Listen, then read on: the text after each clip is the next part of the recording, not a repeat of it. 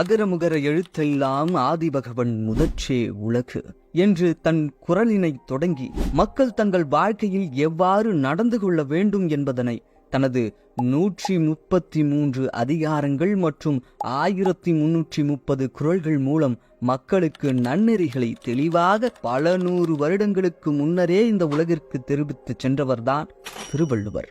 இன்றும் உலக பொதுமறை என்று அனைத்து உலக மக்களாலும் ஏற்றுக்கொள்ளப்பட்ட ஒரு நூலினை எழுதிய திருவள்ளுவர் தமிழர் என்பதும் மிக பெரும் பெருமையாகும். திருவள்ளுவரது பெயர், பெற்றோர் மற்றும் பிறப்பிடம் ஆகிய அனைத்தும் இன்று வரை உறுதி செய்யப்படவில்லை. இருந்தாலும் அவர் கிபி 2ஆம் நூற்றாண்டில் பிறந்திருக்க கூடும் என்று நூல்களில் குறிப்பிடப்பட்டுள்ளது. மேலும் அவர் தற்போதைய சென்னையில் உள்ள மயிலாப்பூர் பகுதியில் பிறந்து வளர்ந்தவர் என்று நம்பப்படுகிறது. மார்கசேயன் என்பவர் திருவள்ளுவரது கவித்திறனை நேரில் கண்டு மகிழ்ந்து தனது மகளான வாசுகியை திருவள்ளுவருக்கு மணமுடித்து தந்ததாகவும் கூறப்படுகிறது. திருவள்ளுவருடைய மனைவியின் பெயர் வாசுகி. இவர்கள் வசித்த இடம் மயிலாப்பூர்.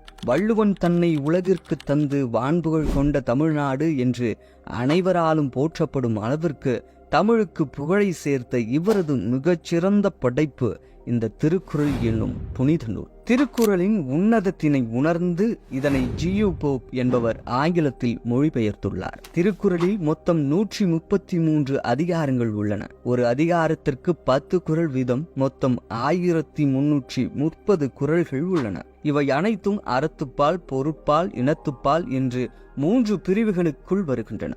அறத்துப்பால் 38 அத்தியாயங்களும், பொருட்பால் 70 அத்தியாயங்களும், காமத்துப்பால் 25 அத்தியாயங்களும் ஆகும். முதல் பிரிவான அறத்துப்பாலில் 38 அதிகாரங்கள் தொகுக்கப்பட்டுள்ளது. அதில் அறம் சார்ந்த வாழ்வியல் கருத்துகள் முதல் இல்லறம் போன்ற பல கருத்துகள் கூறி அறத்தின்படி எவ்வாறு வாழ்க்கையினை முறைப்படுத்தி கொண்டு செல்ல வேண்டும் என்று கருத்துக்களை விவரித்துள்ளார். இரண்டாவது பாலான பொருட்பாலில் 70 அதிகாரங்கள் இடம்பெற்றுள்ளன. அரசியல், ஊழியல் மற்றும் துறவறிவியல் போன்ற கருத்துக்களை இடம்பெற்றுள்ளன. மூன்றாம் பாலான காமத்துப்பாலில் காதல், இன்பம் மற்றும் இல்லறம் குறித்த கருத்துக்களை அவர் தெரிவித்துள்ளார். இந்த 3 வகைப்பாட்டின் மூலம் வாழ்வியல் கருத்துக்களை கூறி வாழ்வின் உன்னதத்தை மக்களிடம் கூறியுள்ளார் புலவர். திருக்குறள் ஒரு பொக்கிஷ நூலாக இன்று வரை கூறப்படுகிறது. அவற்றிற்கு பல சிறப்பு பெயர்களும் உள்ளன. அதில் முக்கியமானவை உலக பொதுமறை, முப்பார், ஈரடி நூல், உத்திரவேத தெய்வ நூல் ஆகும். திருக்குறளினை தந்த திருவள்ளுவருக்கும் பல சிறப்பு பெயர்கள் பலரும் அளித்துள்ளனர். அதில் முக்கியமானவை பொய்யில் புலவர், தெய்வ புலவர், தெய்வ புதல்வர் ஆகும். திருவள்ளுவர் ஔவையார் உதவியுடன் மதுரையில் உள்ள தமிழ்ச் சங்கத்தில் திருக்குறளினை அரங்கேற்றினார் என்றும் நம்பப்படுகிறது. பல நன்மைகளை உலகுக்கு தனது எழுத்தின் மூலம் தந்த தமிழ் புலவரான திருவள்ளுவர் இறப்பு குறித்து இன்று வரை அதிகாரப்பூர்வமான குறிப்புகள் இல்லை. திருவள்ளுவரின் நினைவு சின்னங்கள் மற்றும் சிலைகள் உலகில் பல பகுதிகள் உள்ளன.